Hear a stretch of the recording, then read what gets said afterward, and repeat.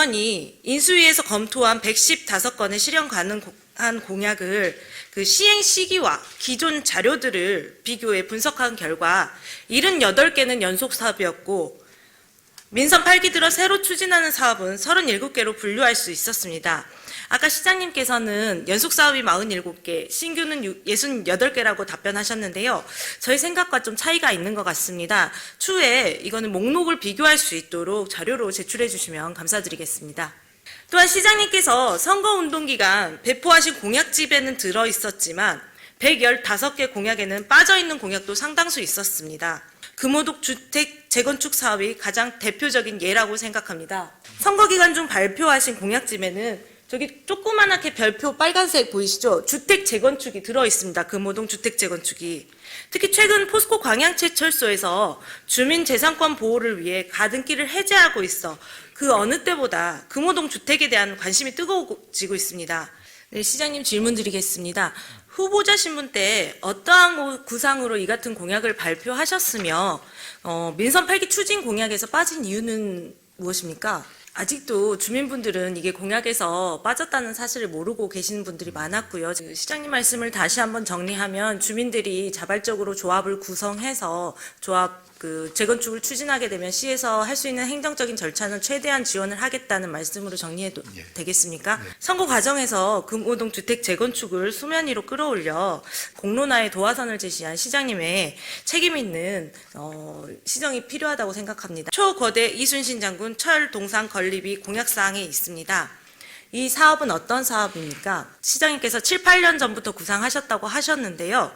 보시고 계신 언론 보도에서처럼 민선 7기 정연복 시장님께서 이순신대교 테마거리 사업 일환으로 추진한 정책이었습니다. 2017년 당시 500억 원을 들여 동상 건립을 세웠다가 주민과 의회 반발로 백지화했습니다. 이후 2020년 30억 원짜리 이순신 타워를 포함해서 균특 예산을 신청했다 사업성 부족과 낮은 접근성 등으로 지원 대상에서 탈락했습니다. 또 2021년 예산 규모를 낮춰 또 사업 지원을 요청했지만 이마저도 녹록치 않아 정연복 시장님의 미완료 공약 사업으로 되었습니다. 연이은 태자에도 이순신 타워 고집하는 광양시라고 헤드라인 제목으로 보도할 만큼 전시 행정과 혈세 낭비의 대표 실태로 고발된 사례입니다. 혹시 이런 사실 알고 계셨습니까? 이순신 장군 철 동상 내부에 전시관, 호텔, 극장, 백화점, 레스토랑 등 부대시설까지 하면 이건 단순한 동상 건립만이 아니라 엄청난 재원이 소요될 것 같습니다. 그래서 민자유치를 말씀하신 것 같은데요. 백화점에 극장까지 지으려면 얼마 정도의 예산이 필요할 거라고 예상을 하십니까? 어차피 그 민자유치를 한다면 구봉산 관광단지에 비슷한 시설이 있고 또 새로운 시설이 유치가 되는 거 아닙니까? 그럼 경쟁에서 사업성에 있을 거라고 생각해 나서는 민간인 투자자가 있을 거라고 생각하십니까? 시장님의 말씀대로만 된다면 참 좋겠습니다만 백운제 테마파크, 어린이 테마파크 등 광양시가 그동안 민자유치를 추진했지만 나서는 곳이 없어 현재 시의 애물단지로 전락한 사례들을 떠오르지 않을 수 없습니다. 부디 행정력과 세금이 낭비되지 않도록 시장님의 현명한 판단으로 시정을 추진해 주시길 간곡히 부탁드리겠습니다. 네, 그리고 백서에 공약사항으로 포함되어 있는 광양항 물동량 늘리기 프로젝트는 무엇입니까? 네, 그동안 항만과 철강이라는 두 거대한 산업 미천을 보유하고 있는 광양시가 시정에 있어서는 포스코 쏠림 현상이 있어서 항만 관련 산업체나 종사자들께서 서운함을 많이 표출하시곤 했습니다. 그렇다면 지금 현재 광양시가 광양항 발전을 위해 쓰고 있는 재원의 규모는 얼마입니까? 국비, 도비 이런 거 빼고 12만 말씀해 주시길 부탁드리겠습니다. 네, 26억 원이 한참 동안 오랫동안 한정적으로 지원이 된 걸로 알고 있거든요. 혹시 광양항 물동량 늘리기 프로젝트를 추진함에 있어 이런 예산도 늘리실 계획이 있으신 겁니까? 해수부나 전남도 여수광양 항만공사가 진행하는 사업들 외에 저희 광양시 행정에서 집중해서 할 수 있는 프로젝트들이 특별히 준비됐으면 좋겠습니다. 더 이상 이제 항만공사나 국가에서 이렇게 하라고 했을 때 저희가 지원해주는 정도의 소극적인 행정 말고 우리 시 자체적으로 광양항을 위해서 우리가 그럼 뭘 할 수 있을지 고민하고 연구하는 노력이 필요하지 않을까라는 생각이 듭니다. 그 광양 수소도시 조성사업도 마찬가지라고 생각이 듭니다. 광양시만의 특색 있는 수소도시 조성 사업을 위해 보다 적극적으로 집행부에서 고민하고 연구하고 정책을 발굴하려는 노력을 좀 힘써주셨으면 좋겠습니다. 거대한 프로젝트들은 지금 당장 할 수 있는 게 아니잖아요. 우리 시가 주도적으로 직접 지금 당장 할 수 있는 일들을 좀 찾아서 해주시면 어떨까 생각하는데 어떻게 생각하십니까? 예, 이제 뭐 고향사랑 기부제란 개인이 현재 주소지를 제외하고 자기 고향이나 원하는 지방자치단체에 일정액을 기부하면 세액공제 혜택과 답례품을 받는 제도입니다. 이렇게 받은 기부금은 지자체에서 기금으로 조성해 주민의 복리 증진 등을 위해 사용할 수 있습니다. 고향사랑 기부제의 시행을 앞두고 우리 시는 어떠한 준비를 하고 있는지 추진 사항에 대해 시기별로 정리해서 답변해 주시길 부탁드리겠습니다. 그럼 내년도 모금 목표액이나 예상액은 얼마로 예상하십니까? 또 어떠한 기준으로 그렇게 설정하셨는지 근거도 말씀해 주시길 부탁드리겠습니다. 이제 그렇다면 내년도 답례품 구입을 위해서도 예산을 지금 수립하셨을 것 같은데 얼마입니까?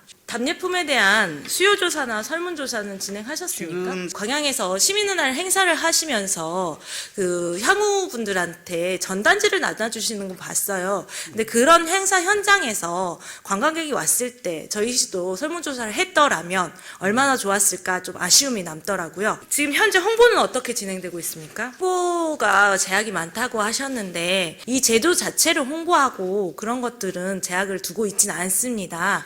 부디 좀 적극적으로 그 행정을 펼치셔가지고요 하셨으면 좋겠다는 생각이 들고요. 다른 지자체들은 이미 태스크포스 팀을 구성하고 조례안도 입법 예고하고 보도자료, 블로그, SNS를 통해 전방위적으로 홍보에 나서고 있었습니다. 그러나 제가 광양시의 10월 12일자 홈페이지에 접속해 본 결과 지금 화면에서 보시는 것과 같이 메인 페이지는커녕 검색을 하더라도 전남도에서 배포한 자료 하나 겨우 찾을 수 있었습니다. 10월 12일 순천역 앞에 걸려있는 현수막입니다. 본 의원은 이 같은 현수막을 보고 우리 시는 어떻게 홍보하고 있는지 궁금해서 13일 오전 광양역과 광양읍 중마동 버스터미널을 둘러보았습니다. 사진에 보시는 대로 어디에도 고향사랑 기부금에 대한 홍보는 없었습니다. 심지어 홍보 게시대에조차 전단지조차 놓여있지 않았습니다. 국장님 이에 대해 어떻게 생각하십니까? 지자체의 홍보와 마케팅 전략에 따라 재원의 규모가 달라질 수 있는 유일한 세원이 바로 고향사랑 기부금입니다. 광양시가 지난 1년간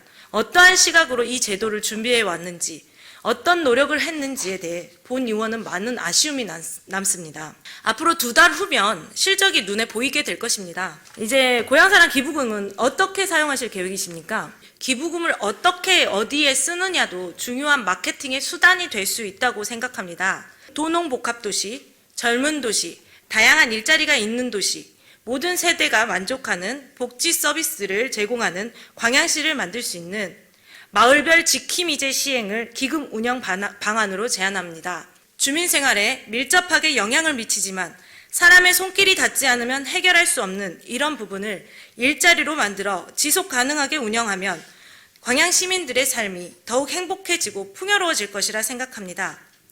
특히 청년이나 중장년층, 다양한 계층의 수요를 충족시킬 만한 일자리가 수백 개가 창출됨으로써 얻는 경제적인 효과와 인구 유입 효과도 기대해 볼 만하다고 생각합니다. 그리고 고향사랑 기부금을 납부한 사람들에게 정인아 시장님의 공약사항인 디지털 명예 시민증을 발급해 줌으로써 광양시 관계 인구로 꾸준히 관리해 주실 것을 부탁드립니다. 15만 시민들이 1조 3천억 원이라는 살림을 함께 꾸리고 있는 광양시의 경우에는 더욱 촘촘하고 현실적이고 체계적인 계획 아래 낭비 없이 요소요소에 정말 공정하고 공평하게 행정복지 서비스가 제공되어야 한다고 본 의원은 생각합니다. 감동시대 따뜻한 광양을 만들기 위해서는 공공성, 공정성, 체계성, 현실성 등이 담보되어야만 합니다. 앞으로도 시민들의 안녕과 행복을 최우선 가치로 삼는 광양시가 될 수 있도록 여기 계신 모든 분들이 함께 노력해 주실 거라 믿어 의심치 않습니다. 이상 시정질문을 마치도록 하겠습니다. 끝까지 경청해 주셔서 감사합니다.